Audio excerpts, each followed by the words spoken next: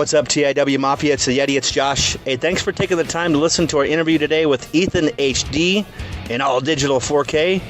We're promoting and pushing the DEFY show this weekend, featuring Allie Impact, Jeff Cobb, Tommy Dreamer, and of course, the 8X Grand Prix Championship with our own Ethan Allen HD at DEFY showing up there. Enjoy the interview, folks. Again, follow us at 3 Irish Boys with a Z. That's the number 3 Irish BOY with a Z on Twitter. You're the only pro wrestler I know that wants to do this shit in the morning. Yeti, you're a f***ing moron. Put it this way, I think Sami Callihan might as well just change his name to Invader 1. I want to know why. Like, he can dodge any question. Like, I'll tell anyone that. You can tell me but I'm going to ask specific questions. Promotional consideration paid for by the following. WrestlingNewsSource.com. All the rest of you yahoos are out there dilly-dillying your little wankers. We're actually receiving real wrestling news. This is Brett screwed Brett. Who are you to doubt El Dandy? Because this guy's a serious professional. Brett screwed Brett. Hold 2, arm bar. Hey, get a nice shot of the brand new Mr. and Mrs. Hunter Hurst Helmsley. I hate you. I hate you. I hate your hat. I hate your t-shirts. I hate your wristbands. I hate your shoes. I hate your music. I hate the C Nation. I hate everything that you stand for. Sodas rule. Yeah, they do. What's up, everybody? JP, I'm here with Josh and EthanHD. Ethan, are you 720 or 1080 or 4K now? 4K now. All right. I'm still HD because that's what I put on all my stuff. A lot of money to change everything. Right on. Now, Ethan, I want to get right to the meat and potatoes of this, because this is probably the most serious question you've ever been asked. I went on and I was doing some research on you, and I found you trained for the great Khali. You went down and you taught at his school in India. What was that? Yeah, I was over. No. Oh, sorry. The most important lesson you taught the kids, was it how to play spoons? It is. The most important thing I taught the kids over there was the spoon game. For the uninitiated, the spoon game is not really a game. It's just a cruel ploy to hit people with a spoon. What you do is you go in with a partner, and you decide who's going to be the person who's going to be like playing the spoon game, and then you get a third party who doesn't know what's up.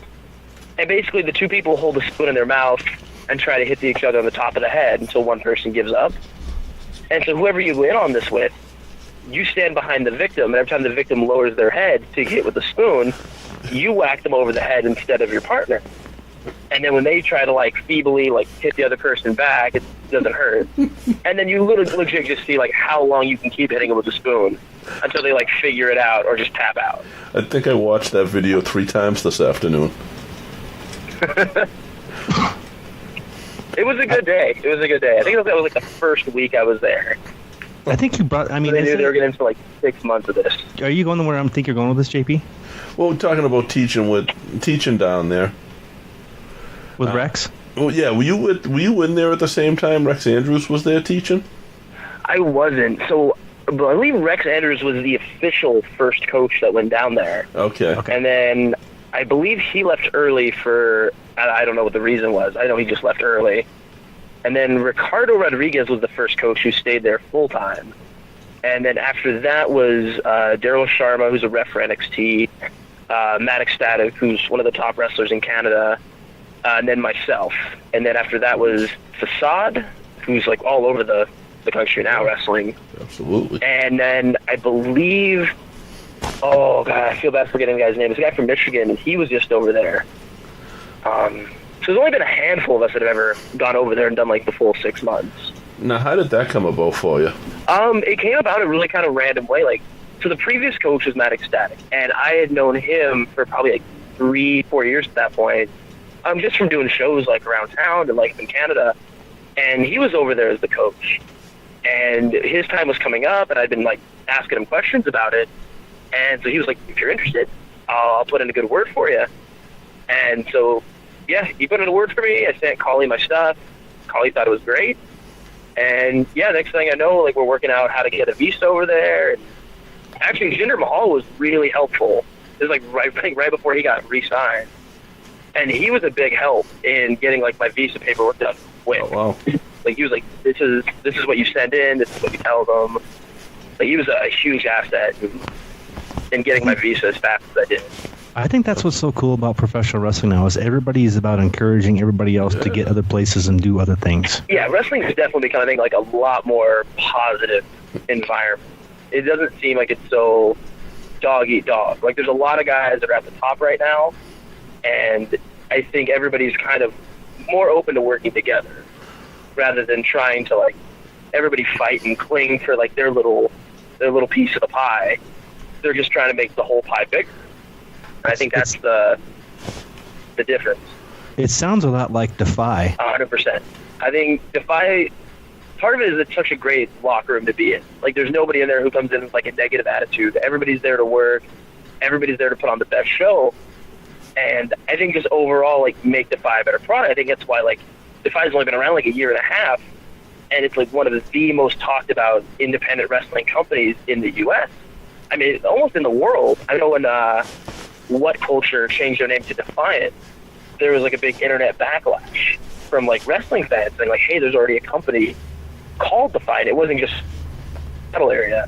It was wrestling fans like across the country that were like, hey, no, you need to change your name. Like there's already this really cool thing called DEFY going on. And of course, Defiant, I guess, probably muted all their Twitter accounts and never heard it went through with the name, but right. No. Go ahead, JP. Part of it with DEFY, too, is there's not a whole lot of wrestling in that area. No, the Northwest has kind of been an island for the most part. It's in a really weird spot geographically. There's really not a whole lot north of that besides, like, Western Canada, and really not much north of Vancouver as far as wrestling goes. And then as far as heading south, once you get out of, like, the Portland, Salem area in Oregon, it's like, 12, 13 hours to hit like Sacramento, which would be one of the first like major cities. And then you go east and it's like Idaho and Montana, and like, no offense, but like those states are like worthless. So it's really like this kind of tight little island, even though it's connected to so many other things.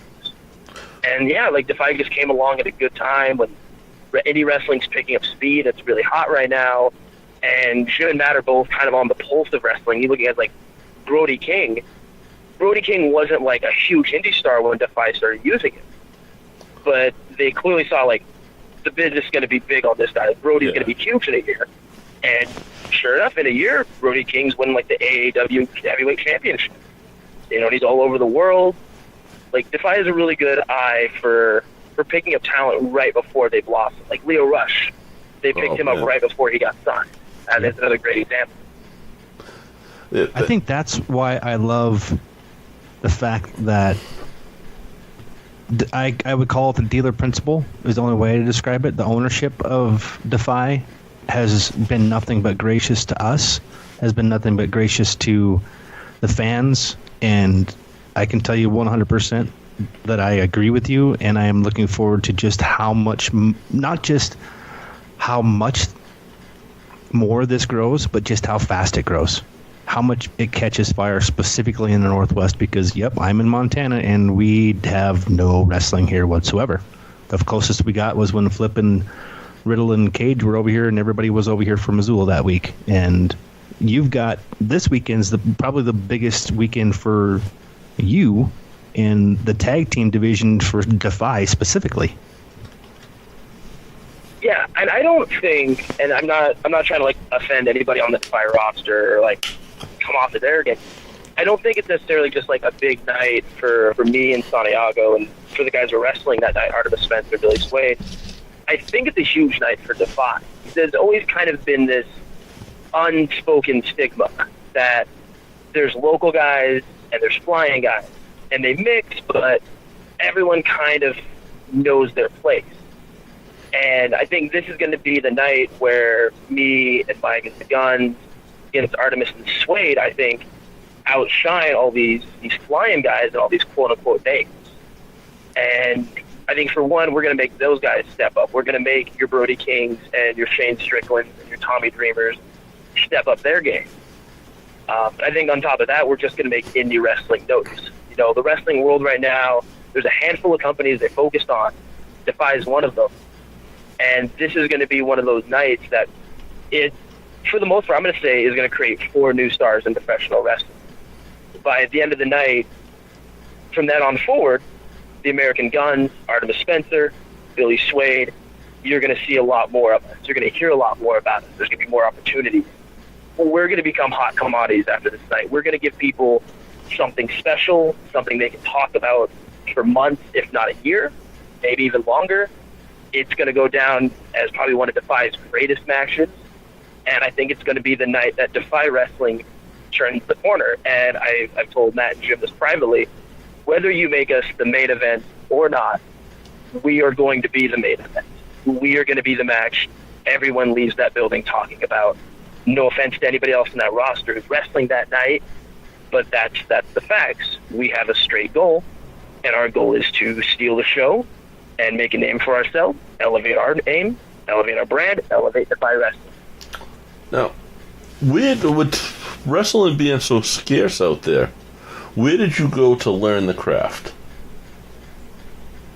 So initially I trained with a company called Pinnacle Pro Wrestling, which I want to say lasted around two or 3 years. And the trainer there probably wasn't the best trainer. And I ended up going and training with Davey Richards after that when he moved back to Washington. And then after he moved back to St. Louis. And after that I started training with Buddy Wayne, who unfortunately passed away last year. But I started training with him as well. And that's, I think, really when I started kind of coming into my own, was training with Davey, training with Buddy, and really starting to kind of get a handle on how wrestling works. That's some damn good trainers. I mean, Davey Richards been absolutely everywhere, so... So with Davey Richards, I bet you probably possibly spent a little bit of time with Eddie, too? Maybe at that point in time, that might have been too soon. No, actually, when Davey came back to the Northwest to wrestle for, I think, the first time in 5 or 6 years, I wrestled Davey that night, and we had a very good match, and he pitched to the promoter about having Eddie Edwards come in and wrestle me and my tag partner, Mike Santiago. So I actually ended up wrestling Davey and Eddie, I want to say, maybe a couple months after that. And, yeah, I just had, like, a solid 25-minute, you know... I don't want to say like your typical like indie wrestling, like insane amount of false finishes, definitely that. But it was also probably the hardest hitting match. Yes. As far as everybody just laying it in. Eddie brings I think there was definitely everybody. Yeah, and I think that's just how Eddie wrestles. I don't think he was laying it on any thicker than he normally does. But at that point I was like, well, this is fair game to lay it on as thick. Oh, absolutely. And then I think it just became like a pissing contest of who was going to hit who the hardest. I've shared a few beers with Eddie over the years, a few drinks with Eddie over the years, and I can tell you he expects it back 100%. And if you don't give it back to him, you're going to eat a couple of chops. Yeah, from the first chop I took, I was like, all right, this is the game we're playing. All right. That's his chops. They say his chops are the hottest in Massachusetts. I believe it. I think the only person I've ever wrestled who's chopped me harder was Vinny Massaro from Lucha Underground. Like, in one chop, just split my chest wide open. How much does Eddie's up there. How much does that take your breath away? I mean, if you can describe it. It's a weird pain to explain to somebody, because it's not like being slapped in the face. Like, it's that same sting, but, like, you feel it, like, echo through your body. Like, it knocks one out of you a little bit, but it's just, like, an unsettling feeling of, like, having, like, your lungs and, like, spine kind of, like, rattle. That's a chop. No. Yeah. How does pro wrestling and stand-up comedy blend in together? I think stand-up comedy definitely made me, or maybe it's the other way. I think pro wrestling definitely made me more adept at handling hecklers and just kind of not being afraid to go up there and like get booed or get ridiculed. The other thing I think with pro wrestling is it kind of gave me like the confidence to know that like if I have to go out here and like wing it a little bit, I can do that, you know, and just kind of like an overall fearlessness where I think a lot of comics are like, if they're not making the crowd laugh immediately, there's like this panic. But in wrestling, you're just kind of used to like moments where you're just like letting people take things in. So I don't think I ever felt like that stage fright or that panic. On the flip side, I think doing comedy, I think made me a better speaker. And I think just overall made me a better entertainer. Now, how often do you do the stand-up? Is that still active? Yeah, it weaves in and out of my wrestling schedule. Lately I've been ridiculously busy, so I haven't done as much. But I try to get like at least an open mic like once a month. Okay. But I'm hoping in like next year, depending like what my travel schedule's like, because I do a lot of international stuff like India or like New Zealand. Like depending what my travel schedule's like, I'm hoping to start doing more comedy.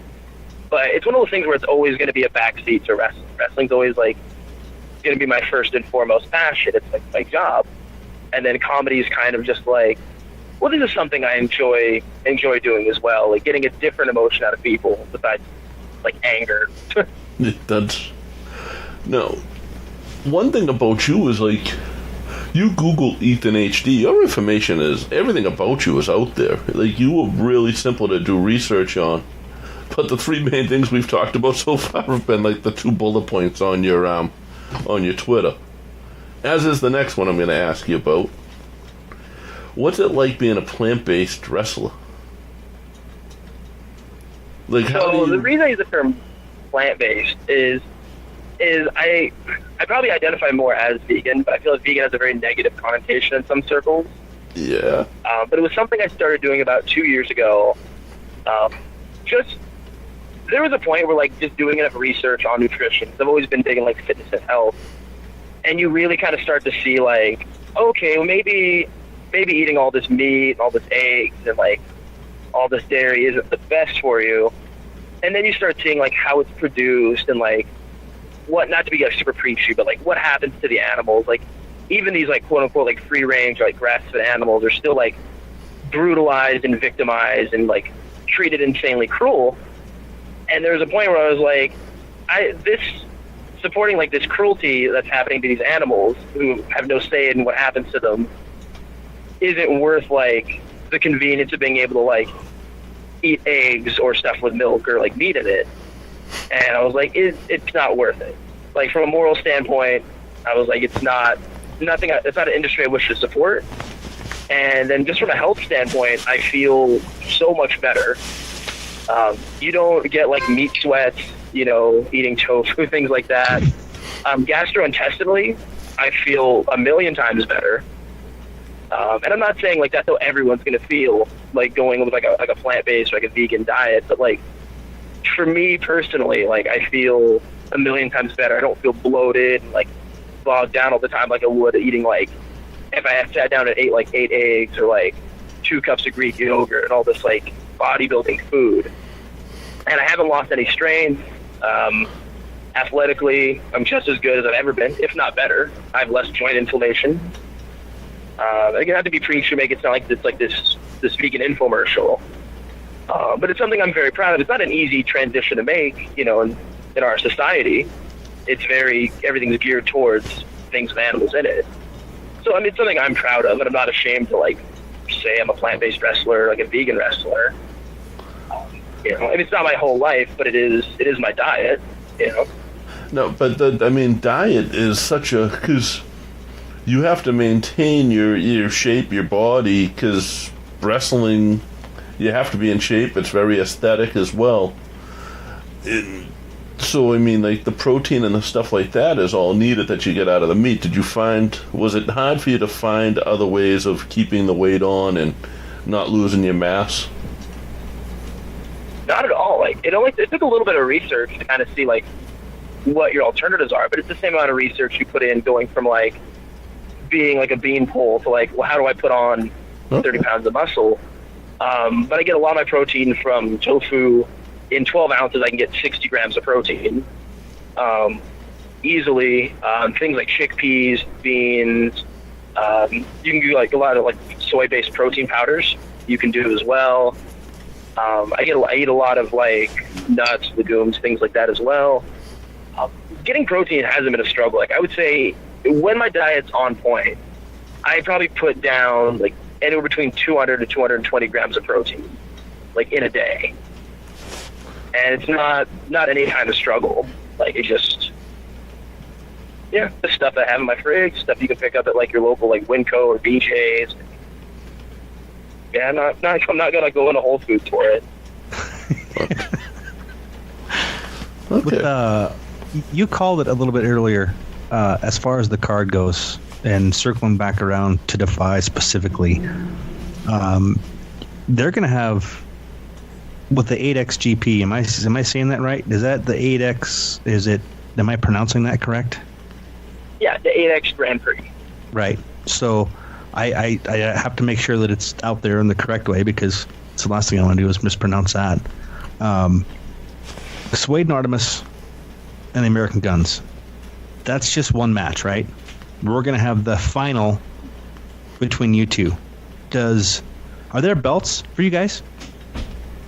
Yeah, the Tag Team 8X Grand Prix is an 8-team tournament that's taken place over the summer, bleeding into the fall. And yeah, the winners will get a trophy and become the new DEFY Pro Wrestling Tag Team Champions. Right, and this has been going on all summer long. Yeah, this has taken place over the entire summer. Things got dragged out a little bit because me and Mike had an issue with Shane Strickland that needed resolving. But yeah, this Saturday in Washington Hall is going to be the finals for the 8X Grand Prix. I think the fact that it's not a tournament that takes place over the course of a night and rather was spread out, I think lends itself to the anticipation of the finals. And I think it also gives people a better quality finals for a tournament instead of having guys that have been worn out wrestling like one or two matches previously. You know, you're getting EthanHD and Mike Santiago, the Ameikan Gunz. You're getting us at our 100%. You're going to get Suede and Spencer at 100%. So, yeah, this is going to be probably one of the most electric finals you're going to see in professional wrestling. And I think it's also going to put the 8X Grand Prix on the map and probably become a yearly tradition because they're going to want to capture that lightning in a bottle year after year. And that's it. To each their own. A lot of those, to have the tournament where it does, it's lengthy, lends credence to having a great finality to it. It's always interesting to me when we interview people because JP and I are big King of Trios fans, and there's always, it's just, that's what's so cool about independent professional wrestling, is there's always something for anybody that's out there. Mm-hmm. Oh yeah. And I like the King of Trios. I do have a gripe with Chikara because I did tweet them one year, and I looked down on them for not jumping on this. Before Ethan Carter 3 was signed, they had a chance to have a trio of me, Ethan Page, and Ethan Carter, and call us Threethan. And I tweeted that at Chikara, and I tagged Mike Quackenbush in it, and there was no response. And I feel like that was a hugely missed vote, and I am still bitter about it to this day. Threethan. I am surprised that he didn't jump all over that. To me, that was money left on the table. They left a huge stack of money on the table. That would have been so bitter about that. You also got this weekend, you've got Puma King and M-Dog 2020, the old Matt Cross coming. That's a huge match. Yeah, that's going to get excited. Seattle loves Matt Cross for whatever reason. Nice guy. He's a good wrestler, but Seattle goes bananas for him. Yeah, he's one of the best. Violence Unlimited with Tommy Dreamer and Randy Myers. This thing's... We gave away a VIP ticket, and I'm kind of scared for the kid because I think he's only used to general admission. And you're right with Brody King. This kid's... I think he's over on the East Coast here soon, JP, in a match with Josh Briggs. I believe up in Maine. Beyond or Chaotic. I think up in Maine, probably for Limitless. Okay, I think you're right. Anyway, back on track. I mean, we've got those matches, let alone Allie Impact's going to be there, facing off against Nicole Matthews. That's huge, right? Yeah. No, that's going to be another really big one. You got, like, one of Impact Wrestling's hottest female talents. You have the girl who, in my opinion, and, you know, take it for what you will, but I would take it as gospel, who's probably going to win the Mae Young Classic. I think if you're a smart man, put your money on Nicole Matthews winning the Mae Young Classic. So, and it's going to be a rare opportunity, I think, to see these two lock horns. So I think if you have the chance to get out there on Saturday, I think you'd be a fool to miss the chance to see what could be a legitimate once-in-a-lifetime match. Yeah. I mean, the card's stacked, and I think that's the greatest thing is that it's not so much emphasis on the amount of matches that you have, but the quality is just outstanding. It's even the production, because I haven't been to a live event. I only get to watch it on demand through DEFY, so I get it through the lens, but not live. So that's usually how I absorb almost all of my pro wrestling, because I don't get it like JP does where he can experience it live. All of mine is done through a lens. It's just how I have been able to interpret everything that I do. Is it's always on a screen somewhere. It's never in person. And one amazing thing that DEFY does is get that production. It's on point, man. And that's one of the biggest things I always look forward to, is that I know I'm not going to have to sit down for 5 hours when I'm going to have 5 great matches, an hour and a half, in maybe 2 hours, and it's nonstop all the way through. Yeah, and that's always one of my favorite things about wrestling for DEFY, is you don't have filler matches. There's no, why is this guy booked, or why are these guys here? Like, every match is a viable main event. Every match is guaranteed to entertain you, and I think that's what I enjoy most, and that's what I'm looking forward to so much, I think, this Saturday. Is such a stacked card, and at the top of it, no matter where you place us, is going to be that 8X Grand Prix Finals. Like, I'm so looking forward to that, because as much as I love Tyler Bateman, great guy, and Brody King's amazing, and I know people are stoked for their debut, it's going to be overshadowed by this finals, by this tag team championship match. In the short time that DEFY has been where it's at right now. I mean, Cody Rhodes has been in DEFY. Yeah, he recently in an AMA was talking about how great DEFY was. It was like one of the only indie companies he mentioned by name. Absolutely. And I think that's what gets us, specifically me in Montana, and JP's kind of along for the ride with me, because he knows that this is the closest I've got, and a chance to get to that's not 30 hours away. So, big thing for me, Ethan, is I just wanted to thank you for taking the time tonight, specifically helping us talk about the 8XGP. A Grand Prix tournament like this is cool for me, because it gives me another option where it's lengthy and it's quality. It's the quality that always comes through with me in DEFY. Oh, without a doubt. It's a great show. It's a great company to work for. Ideally, I'm in for DEFY for the long haul. And thank you very much for having me as well. It's been a great forum to be able to talk about DEFY, talk about myself, get to meet some new people. I appreciate that as well. What we got to do is get Josh to in Boston, and I'm sure you've seen cities like this. I can pick a Friday, Saturday, sometimes a Wednesday or Thursday night, and I can go find a live show. Those are good cities, man. Those are good cities to be in. It's I call it alphabet soup because there's so many different initials for the company names and everything, but it doesn't get saturated because you still get the fans out at the shows. But yet you got somewhere like that, and I've seen some of the crowds that DEFY gets, and we don't see that here. We'll see 150, 200 people at a show, which is why, like Massachusetts doesn't do a lot of fly-ins. Once in a while you'll see a company bring a name in, but it's not too often. And if they do, they're expected to sell, a ton of tickets to make up for that. So, you guys have Anthony Greene out there. I don't think you guys need any other draws besides Anthony Greene. Jeez, man.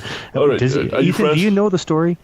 Are you friends with Anthony? I I just recently came out of the closet myself as a retrosexual. Oh, wow. And I'm loving it. I'm loving life, you know, and if Anthony Greene hadn't been brave enough to come out as a retrosexual, I never would have had the bravery. I mean, I've been openly mulatto for the past 20 years, but to come out as openly retrosexual, it's awesome. I've been watching Beverly Hills Cop again. You know, I just bought off eBay the Eddie Murphy Delirious, the leather outfit. I just got that. You know, things have been on the up and up. So here's a retro story about Anthony Greene. We cannot get away from this kid, man. We cannot get away from him. About 12 years ago, on Black Friday, I was walking around the mall. I remember it was Black Friday because I don't go to the mall. And this little kid who was wearing, I think it was a Black Machismo t-shirt, comes up to me and says, "Are you JP from the Irish Whip?" And I said, "Yeah." So Anthony Greene was legitimately the first fan and the only fan to recognize me from the podcast. Yeah, he's got a keen eye. He's got a keen eye and a keen ear. You can ask him that. He will tell you that. I'm actually we're both really good friends with Anthony. I don't know if I'm a retrosexual or if it's just the clothes that I bought when they were in style at this point. I'm a big Anthony Greene fan. I've been a lot of times, did a lot of shows with him. And he's a great guy. I want him to come out. I want him to come out there for you guys so bad. I would love for him to come out to Defy. I think the Seattle weird hipster fans, I think, would get a kick out of it. Oh, I think he would be more over than he could ever be. He would be in hog heaven. The kid manages to get over wherever he goes. It's incredible. And so I mean, it's the sunglasses. Don't give him too much credit. It's really the sunglasses. The sunglasses, the mustache, they're the ones carrying it. I saw him at a Chikara show. This was probably 10 years ago. It wasn't too long after the mall. He had started doing ring crew with a couple of the companies, and we were doing it for Chikara. And he was in the back as a 13 or 14-year-old kid at the time. And he just walked right up to Larry Sweeney. He was like, "I want to interview you. Do you mind?" Well, Sweeney kicked everyone else out of the room and did an interview with this young little kid. He was doing internet radio at the same time we were when he was a kid. Yeah. Yep. Small world. Cool, man. Well, Ethan, thank you so much for taking the time. We don't want to suck up any more of your night, but man, be safe this weekend. I wish I could be there. JP, maybe if you started driving now, you could get there in time. Ethan, I want to see worth the trip. 8XGP. And I want you guys to tweet me on Saturday night if you go to this show. Phil, I'm looking at you, and tell me that these guys stole the show. Yeah, Philip, you're going to be front row with two other guys. I want you guys, because there's going to be pictures, and Philip's going to be tagging us. I know he is. So we want to know these guys stole the show. Everybody's going to be tweeting that we stole the show. You don't have to worry about that. Right on, man. But again, thanks for taking your time. I really appreciate it, man. Hey, Tim, you guys have a good night. Thank you too, man. Bye. Hey, thanks again, folks, for listening to the interview. It's always fun when we get to talk about Anthony Greene, especially out of nowhere. Look forward next week. We sat down with Travis Huckabee from Chikara Pro. Good interview, a fun time. Again, thanks for listening. Again, at 3 Irish Boys with a Z on Twitter, irishwickpodcast.com for all the information and articles by our own Philip. And again, thanks to Pete, Scott Howard, Talkamania, Smart to Death, all you guys out there that help support us. We're back, and we're just glad to be in the fold. Thanks again, guys. Enjoy your day.